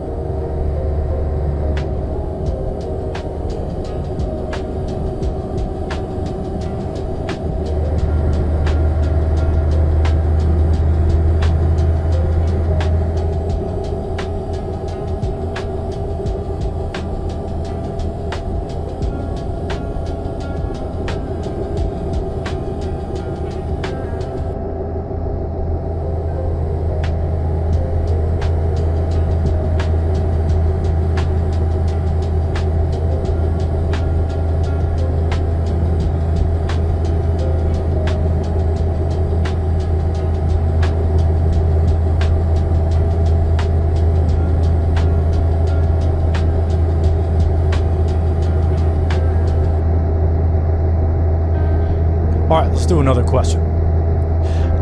Out of your 5 senses, sight, hearing, smell, taste, and touch, which one would you live without if you had to choose one to lose permanently? And this is, oh man. I don't know how to answer this. Let's see what we got. For sight. I would not choose sight, I know that. Because, you know, I believe that the day-to-day stuff would just be so much more hard if you couldn't see. And there are too many beautiful things to look at. Just not being able to see my kids grow older, not being able to see their smiles, my wife. Just the beauty of this world. It's hard to do something for a living if you couldn't even see, you know? So obviously, I'm not choosing my vision.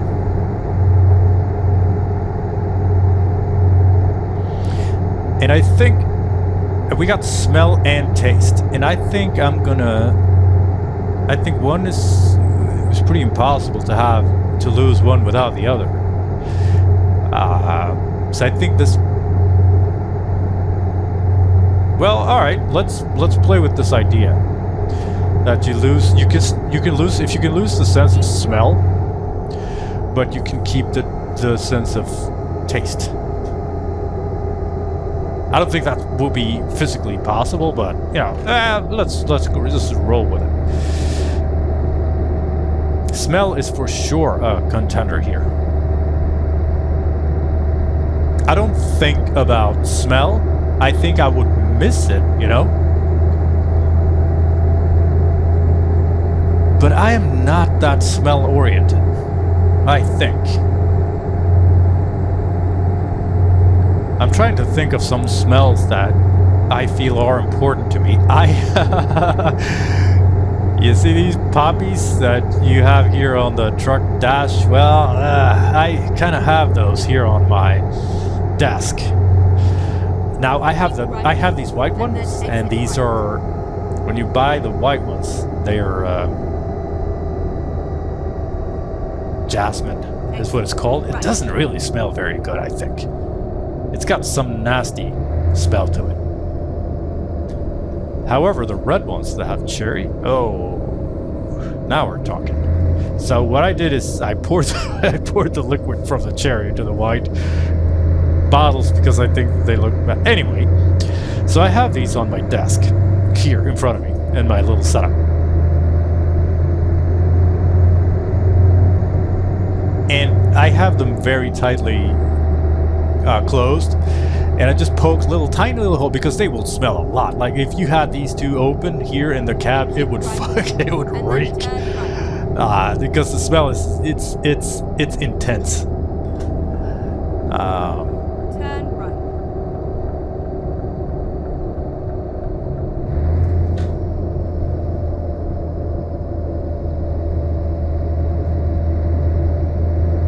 And even though it's just this chemical cherry smell, the smell I get when I walk past my PC, I think of this great feeling that I have, like all the good memories I've had from gaming, from spending time by the PC. It's just, I only use my PC for fun. So me sitting by the PC, that's great. That's one smell that I can think of that is important to me, that I really enjoy, that I would sorely miss if I were to lose it. And then exit right. But like, I would want to say, you know, the romantic thing to say would be like the smell of the loved ones or the ocean or whatever, but I don't know. I don't think I'm smell oriented.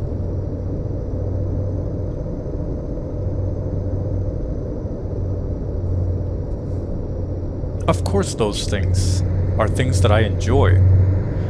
But I do enjoy seeing, hearing, tasting, and feeling, like physical touch, a lot more than I do smells. I think I'm gonna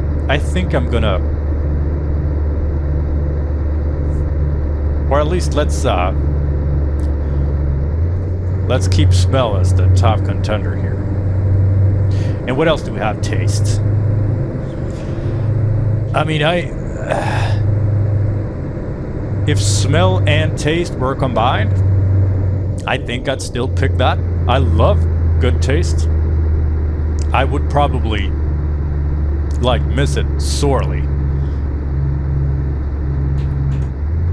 if I were to lose it. But I don't think it would keep me up at night. If I were to lose smell and taste.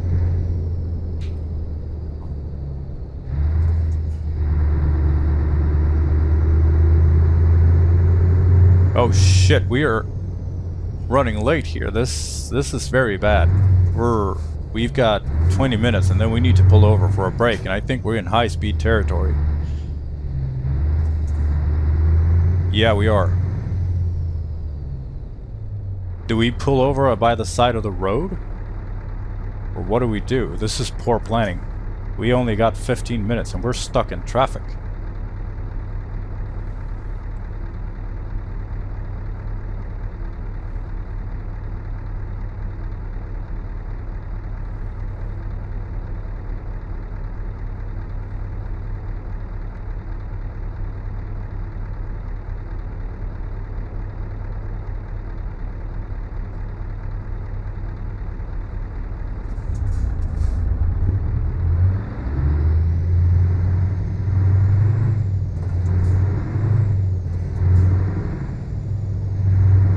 Because hearing, like obviously, we need hearing.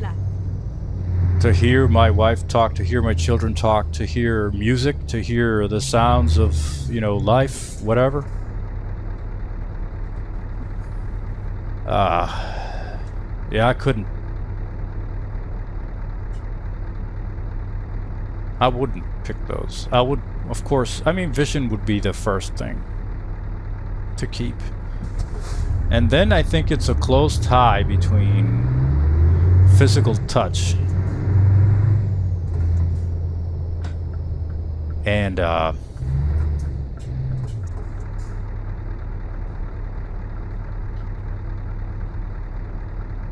hearing. Alright, so it's 2:45. We are over our time. We're almost there. We got 30 minutes of in-game time to drive. So at this point, I think I would print out a one of those excuse papers that would say stuck in traffic.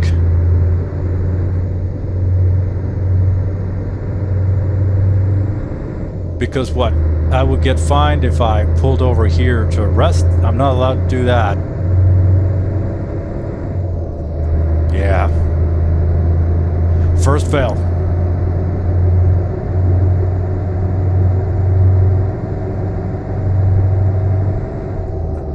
Alright, so what senses did we have left? Sight, hearing, smell, taste, and touch. Yeah, I would choose my final answer.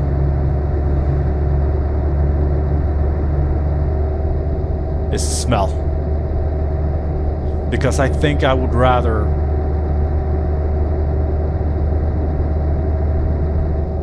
I think I would rather go without Keep right and then turn right.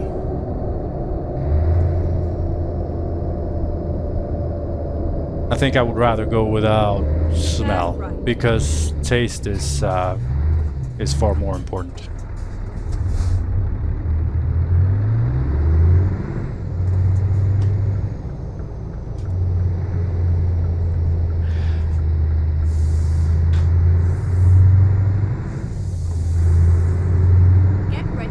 I wonder how long This so we have transgressed this. We're breaking the law now.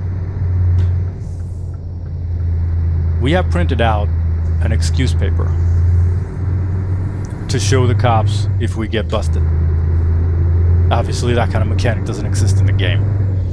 However, we need to think of something that I need to do. I'm gonna look into how long this is saved for. Like, how long is it? What's the statutes of limitations on breaking this? And if let's say if we get pulled into a wait station or I get a ticket of any kind, the cops would read my stuff, and we'll think of something. Turn right. All right, so this turn is a little too tight. I need to make a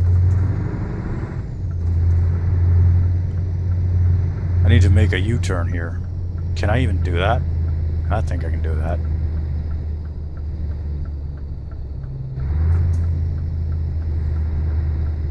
Because I need to come in from the other way around.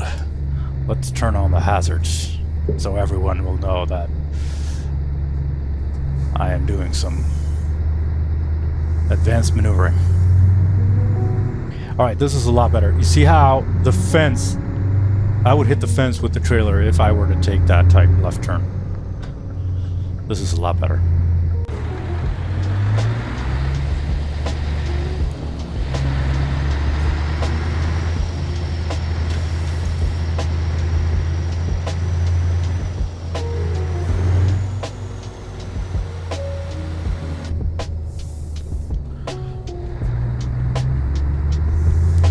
Now we just got to figure out how to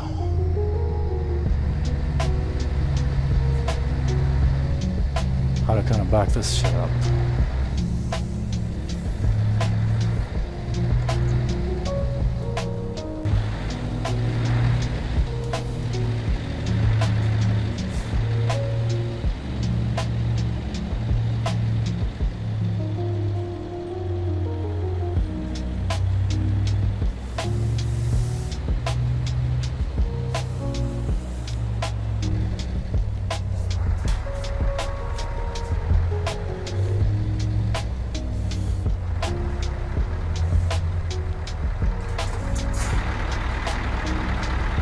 Alright.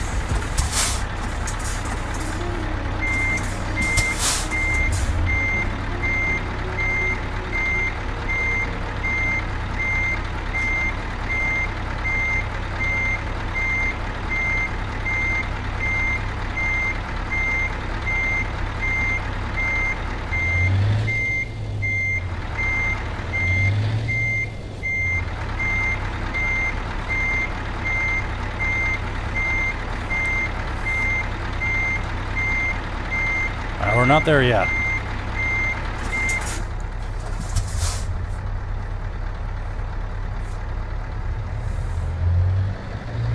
But this is absolutely doable.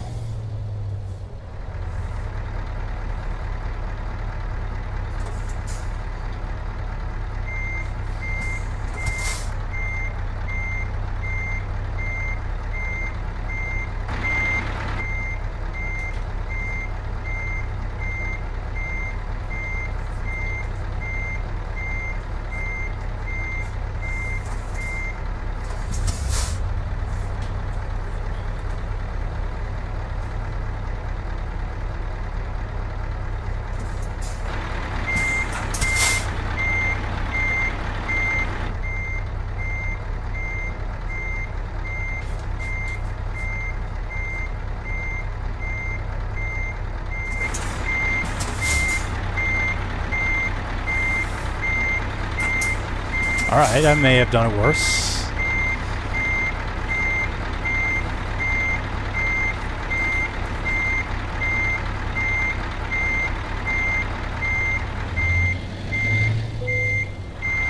We could unload it, but we could do better than this.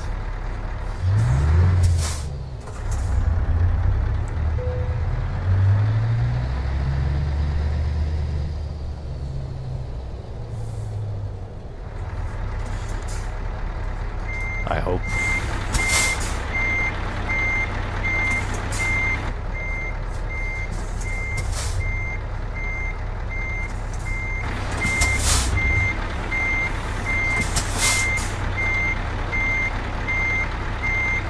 Oh shit, I made it worse.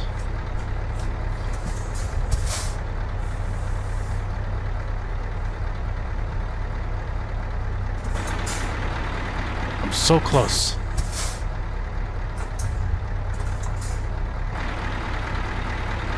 I need to make the rear of the trailer turn left, which means I need to make the trailer wheels turn this way, like this. Now I'm gonna catch it.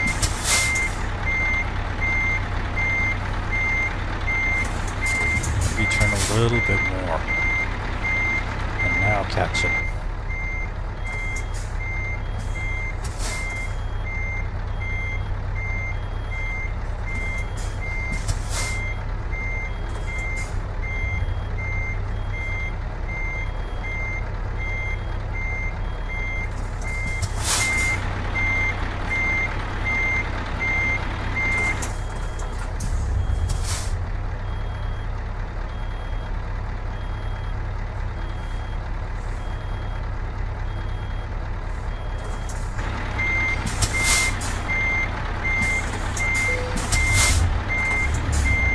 Ah, low air pressure.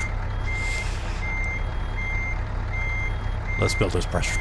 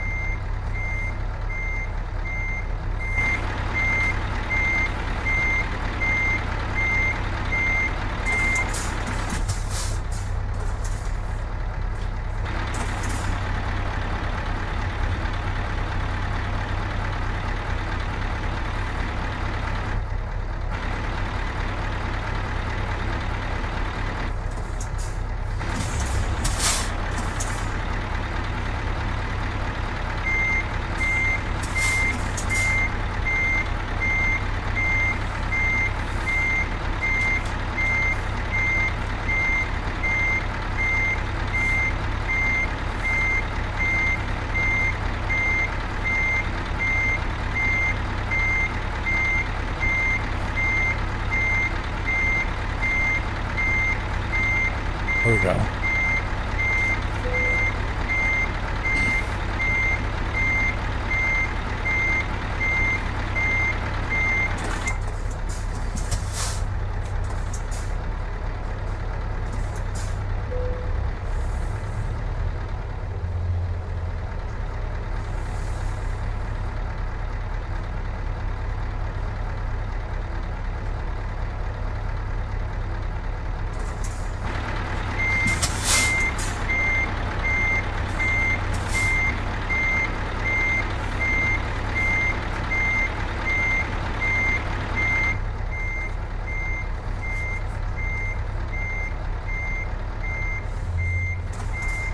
This is incredibly difficult.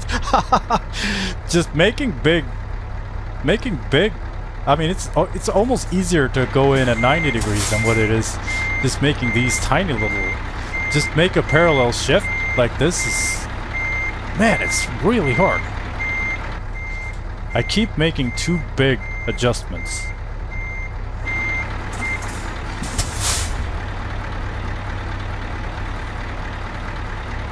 What I need to do now is pretty much just reverse straight. And we'll be okay. I'll settle for okay. I keep making it so much worse.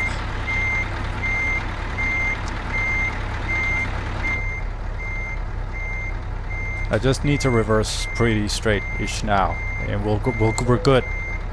Just we're good. We're green. We're green.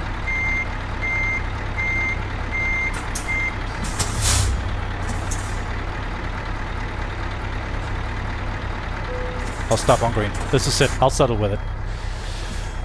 Oh my god. All right, we broke some laws. We overwent. It's, oh wow. What we should have done is parked and then rested. It would have been fine, but now we've went over way too far. We're taking our rest at 10 minutes to 4. This is illegal. Infringement. Break was due as 14:45. Driving exceeded by 1 hour and 5 minutes. We need to take the 11-hour rest here. We'll take it. We'll unload our cargo. Take our, at least we got that going for us. We finished the job. We've got our, we're making our progress towards the volume objective. Let's unload it. All right, 857 kilometers of driving. We have 38.5 liters per 100. So we're dealing with a new truck. It's got way more axles touching the ground. It's longer, it's heavier, but 38.5 is a lot. I need to look into the gearbox options. This one has an overdrive, but yeah. No damage for 1 hour and 14 minutes of driving. We went from Umeå to Gothenburg, from Polarfish to Polarfish. Atlantic cod fillet, 19 tons. Now this is a mod, so the cargo in the truck is not counted, so I'm going to adjust this by a factor of 1.5.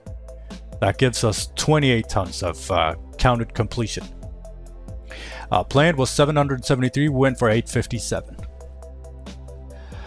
Income was 22,479, so it's a pretty well-paying job. Taxes was 3,371. We paid 1 credit to go across the bridge in Sundsvall. The fuel was 627. Revenue was 18,479. So that's good. This job cannot be considered hardcore simulation because of warping. Oh, all right. So I was doing some camera stuff, and I guess that's illegal. So it won't. This one won't be hardcore simulation. But I would assume we got 3 out of 5 stars. So overall, a lot of fuel. But other than that, we're good. No damage, no fines, except for the sleeping infringement. But sleeping infringements or not, thank you so much for taking the time with this. I really do appreciate it. It means a lot to me. And remember to take care of yourself. You are important, and you need to last for a long time. Bye.